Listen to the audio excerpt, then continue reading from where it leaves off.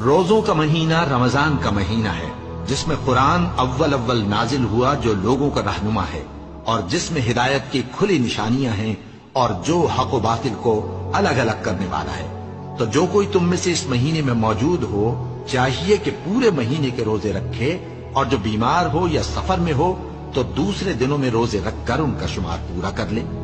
اللہ تمہارے حق میں آسانی چاہتا ہے اور سختی نہیں چاہتا، اور یہ آسانی کا حکم اس لیے دیا گیا ہے کہ تم روزوں کا شمار پورا کر لو، اور اس احسان کے بدلے کہ اللہ نے تم کو ہدایت بخشی ہے تم اس کو بزرگی سے یاد کرو اور اس کا شکر کرو۔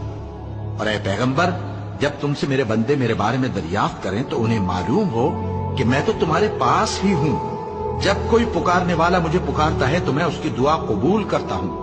تو ان کو چاہیے کہ میرے حکموں کو مانیں اور مجھ پر ایمان رکھیں تاکہ نیک رستہ پائیں۔